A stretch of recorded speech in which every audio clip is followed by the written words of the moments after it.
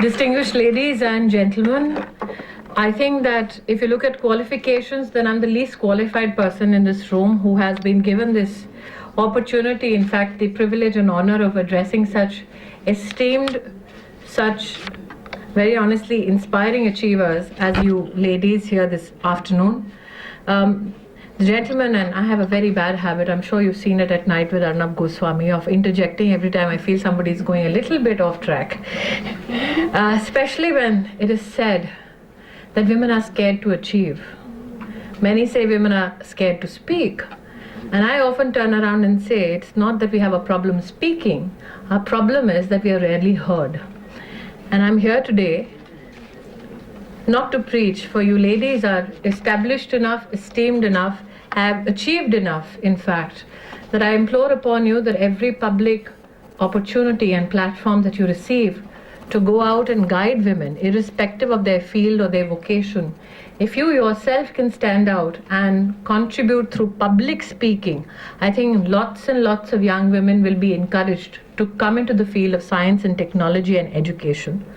I said on this esteemed dais this afternoon that my only contribution, and I'm sitting amongst 3 edu leaders, is that I sent 2 kids to school, one being a son of 12 and the other a daughter of 10. And I had the opportunity of discussing the field of science and technology, though I'm only credited with crying on scene vis-a-vis the Tulsi character. I belong to a family where there is a mama who is into microbiology and a reader at a university, which is very esteemed and well known, but none of the ladies went into the technical field. When I looked at the data vis-a-vis science and technology and women per se at an international level, it was found that in India, as we speak, and there's a celebration that there are more women leaders today in politics as compared to science and technology, nothing could be wrong. Worse than this particular statement, because in terms of political enhancement and political office and political leadership, African nations are doing far better. In fact, even Afghanistan is doing much better than India is in terms of women and Indian politics. When it comes to science and technology, one finds that the entry point itself for young women vis-a-vis science and technology is filled with challenges. Today, while we celebrate the fact that women in all walks of life are coming forward, if you look at the data vis-a-vis all the IITs, IIMs, one will find that the ratio of men is to women in IITs and IIM varies from 14:1 to 10:1. And in top colleges and states, that ratio is 8:1. Which means that when entry-level challenges are not addressed, you are very rarely going to find women as departmental heads or institutional heads. One of the challenges that one finds when we talk to young women about science and technology and their desire to be a part of it, they say that जब आपको engineering में जाना है तो उससे पहले पढ़ाई करनी पड़ती है, कोचिंग करनी पड़ती है, और माता पिता को लगता है कि तुम कोचिंग करके क्या करोगी, शादी करो, बैचलर्स की डिग्री लो और ससुराल जाओ.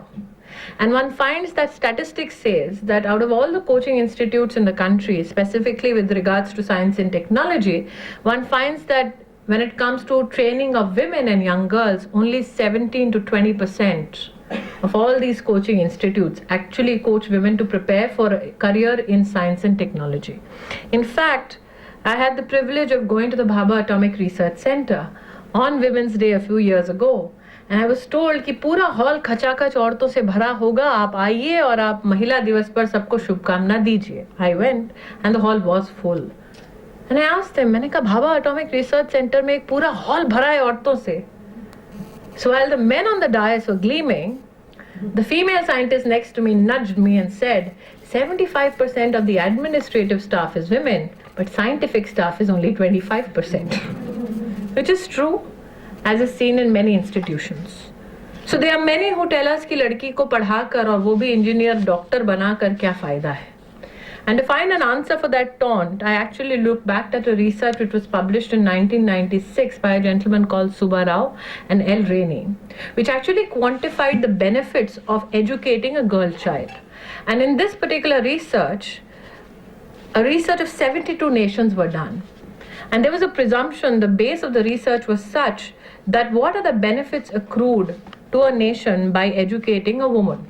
It was found that if in these 72 nations in the year 1975, if the governments in these nations had involved the entire administration in increasing the per capita income of every citizen, then the impact on the health of that nation was such that they could not stop infant deaths in that country. Then there was another research which said that what if in these 72 nations we double the number of doctors and qualified doctors the minute they increase, so shall decrease the number of infant deaths in such countries. Well, it was found that in 10 years from 1975 to 85 in these 72 countries, when you double the number of doctors, infant deaths came down by only 2.5%. Then the researchers went back and studied that what if in these 72 nations, in the year 1975, lots of money was poured into secondary education and higher education for women in those countries. And lo and behold, researchers found that in such nations where education for women was given top priority by the state, it was found that infant deaths came down by 64% in 10 years. Well, this was a data published in 1996. And in modern times, it was found that the United Nations Global Monitoring Report, which looked upon illiteracy challenges across the globe, found that when you educate women and when you bring down the gender gap in employment, then those nations, and 15 of them were studied, out of which one was India, in those nations where gender gap in employment, and specifically in terms of even science and technology, when the gender gap was narrowed, then the per capita income of that nation by the year 2020 is estimated to go up by 14 to 15%, and by 2030 per capita income in that nation is estimated to rise by 20 to 22%. That's why every man I meet, I tell him कि औरतों को पढ़ाने में न सिर्फ समाज को फायदा है बल्कि राष्ट्र को भी फायदा है.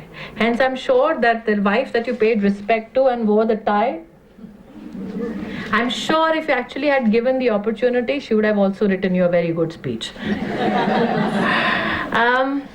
I will only say this. You are leaders in the field of science and technology. You are leaders in the field of education. My request to you is this. I come here today not to be a part of the Women's Day celebration. Very honestly, for me, every day is Women's Day, because every day begins and ends with what the woman in the household is doing. I came here today out of pure lalach. I came here out of a sense of greed. Sense of greed because I know the ladies that I will meet today. I have never met this organization before in my entire life. Very honestly. This organization sent me an email, and the only catchphrase in that email was that we are actually coming together to honor women scientists, engineers, and leaders in the field of education. I came here today so that I can implore from this stage to every lady who's a leader in all these fields that please go out and mentor one young girl and make her a leader, and I'm sure she'll carry your legacy forward. All those girls who are not being trained to get into an engineering college, all those girls who are being denied a higher rank in an IT company need to be told that for the first time in human history, in Yahoo, Marissa Mayer was hired at the age of 37 when she was full-blown pregnant. That means a woman's reproductive health is also not a challenge, also not an intrusion into climbing the corporate ladder. Though we do celebrate women coming up in corporate India, and presume that women in corporate India are doing much better. I'm sure Grace will also have this particular research because we've met on many occasions before. Corporate India and women are not doing that well either. I don't know about your company and what the pay structure is, but in corporate India, women are still fighting for equal wage for equal work. And the honest fact is that out of 1,500 companies that are listed, only 355 companies have women on their board. And out of all these companies, only 11% have women as CEOs. But the only problem there is that these female CEOs still earn less as compared to their male counterparts. So when we look upon opportunities where we are looked upon as equals, that is a day where India will not deny a young girl a right to be a scientist, a right to be a technocrat, because families will train her at the entry level and families will provide for her to have a better prospect as an engineer, as a scientist, as an edu leader. So in the hope that one day we shall all return to a hall 3 times the size like this, I leave you today, ladies. with my best wishes on a very, very happy Women's Day. Thank you. Thanks a lot, ma'am.